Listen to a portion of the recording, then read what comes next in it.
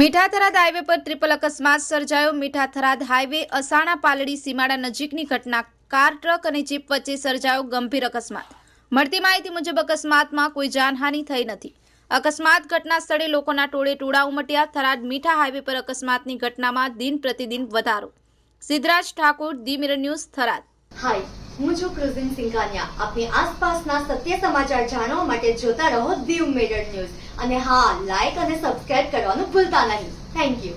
નમસ્કાર મિત્રો, હું ફિરોઝ ઈરાની આજે તમને એક નવી વાત કરવા આવ્યો છું। દીવ મિરર ન્યૂઝ જોતા રહો, સબસ્ક્રાઇબ કરવાનું ભૂલતા નહીં અને શેર કરવાનું પણ ભૂલતા નહીં। સત્યની સાથે જોડાતા રહો। નમસ્તે મિત્રો, હું છું ચાંદની પરમાર। આપની મનપસંદ ચેનલ એટલે કે દીવ મિરર ન્યૂઝ ચેનલને લાઈક કરો, શેર કરો અને ફોલો કરો।